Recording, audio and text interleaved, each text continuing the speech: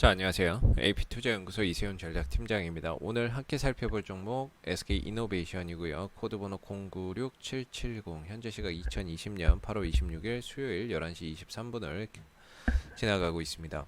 자, 어제 말씀드렸던 이 SK이노베이션의 기술적인 포인트는 5일선을 회복하느냐 마느냐의 여부였고요. 어제 5일선이 회복이 됐죠. 종가상으로. 회복이 되고 나서 오늘 주가가 단기적으로 조정이 나왔습니다만은 정확히 저점이 5일선 근처에서 지켜지는 이런 모습들을 보였죠. 그래서 이 5일선 회복이 상당히 좀 중요하다라는 게, 이 5일선을 회복하면은 주가가 아무래도 이제 단기 상방으로 진행되는 과정에서 지지 라인이 되고요. 반대로 이 밑에서 이렇게 흘러내릴 때에는 5일선이 강한 저항이에요. 그래서 단기적인 반등이 나오던 뭔가 방향을 전환할 거면 우리가 이 5일선 밑에서는 기약하기가 어렵고요. 5일선을 돌리고 난 다음에 뭔가 반등이든 추가 상승이든 뭔가 바닥을 만들던 이런 부분들을 기술적으로 기대를 해볼 수 있다. 그래서 SK이노베이션이 어제 7% 이상 올라가면서 5일선을 회복을 했어요. 그러면서 동시에 이제 5일선이 지지가 되고 있는 상황이다, 이렇게 생각하시면 좋을 것 같고요. 오늘은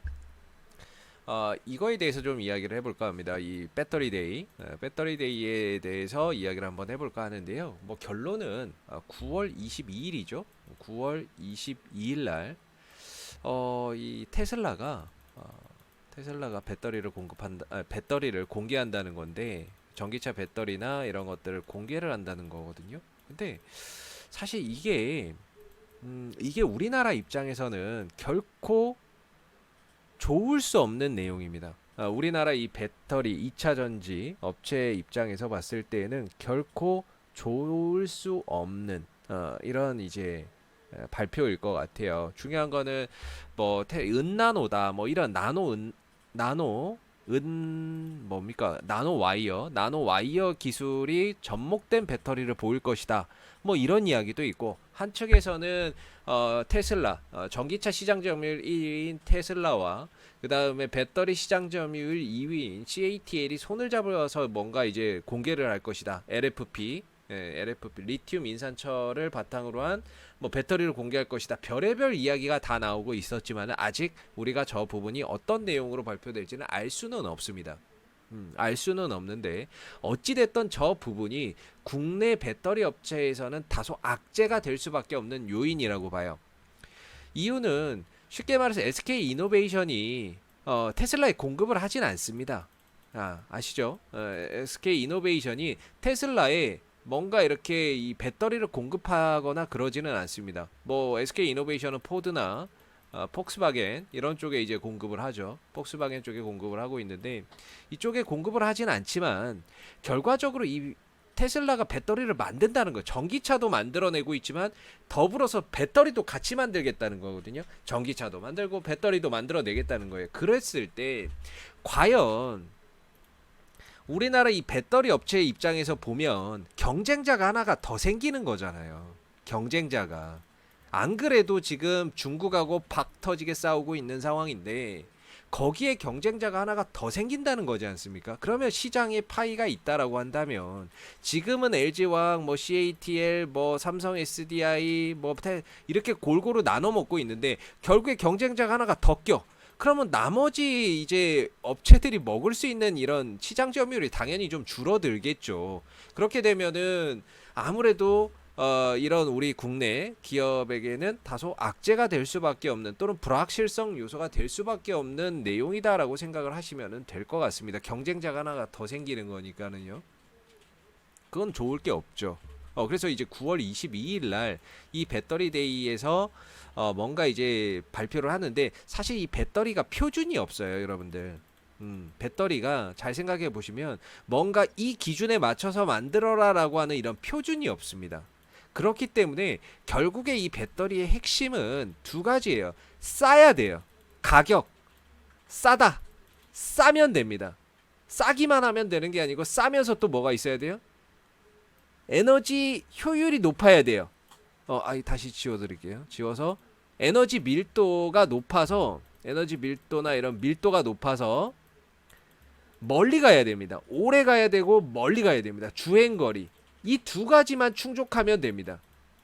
싸야 되고 물론 이제 또 안전해야 되겠죠. 뭐 안전한 건 뭐 기본으로 깔고 가는 거고, 안전성, 가격이 싸야 되고, 주행거리가 주행거리를 길게 가져갈 수 있으면 이거면은 배터리 시장 잡아먹습니다. 그걸 만드는 회사가 결국에 배터리 시장의 점유율을 가져갈 거예요. 결국에 기술력 싸움이에요.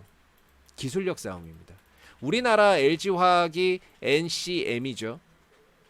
니켈, 코발트, 망간이죠.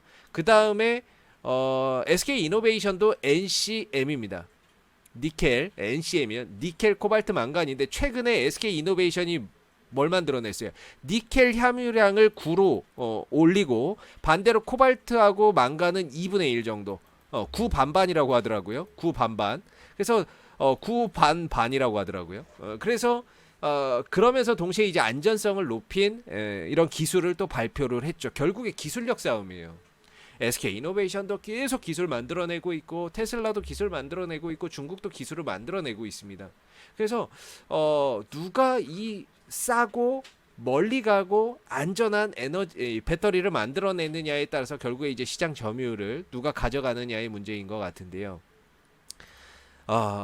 이 부분들 그런 시점에서 테슬라가 배터리데이 9월 22일 날 이걸 발표한다는 건 국내 배터리 업체에게는 일단은 악재입니다. 악재가 될 수 있고 불확실성 요소가 될 수 있고 경쟁자가 하나가 더 생기는 거니까요. 그러면 물론 이제 SK이노베이션은 공급을 하지 않지만 LG화학은 공급을 한단 말이에요. 테슬라에. 공급을 하는데 만약에 테슬라가 배터리를 만들어내고 엄청나게 좋은 배터리를 만들어냈습니다. 그럼 굳이 LG화학한테 공급받을 필요 있습니까? 없어요. 지들이 만들어서 지들이 공급하면 되는데 굳이 LG화학한테 공급을 받을 필요가 없겠죠. 그러면 LG화학의 어때요? 점유율이나 배터리 뭐 이런 것들이 떨어지겠죠. 시장 점유율이나 이런 것들이. 그렇게 됐을 때 일단 국내 배터리 업체에는 뭐 SK나 LG나 삼성이나 뭐 회사 불문하고 이거는 단기적으로 일단은 악재로 작용할 수밖에 없어요. 물론 결과를 봐야 돼요. 어떤 내용을 발표할지는 모르기 때문에 봐야 되는데 이런 부분들 때문에 9월 22일이면 이제 얼마 안 남았거든요, 여러분들. 얼마 안 남았는데 그렇기 때문에 이 정고점을 돌파하기가 더 힘들다는 거예요, 저는. 그런 불확실성을 안고 있는 상황에서 과연 정고점 돌파가 가능할 수 있느냐. 그게 어렵다는 거죠. 그리고 SK이노베이션은 저번에 사업 구조 다 설명드렸잖아요. 정유화학 사업이 거의 매출의 대부분이에요. 아직은 배터리 쪽에서 매출 안 나오고요.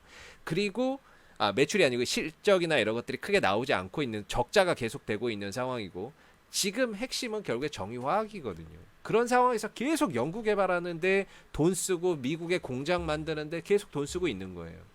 그러니까 이런 상황에서 갑자기 또 테슬라가 좋은 배터리를 만들어낸다면 SK이노베이션 입장에서도 솔직히 좋을 거 없죠.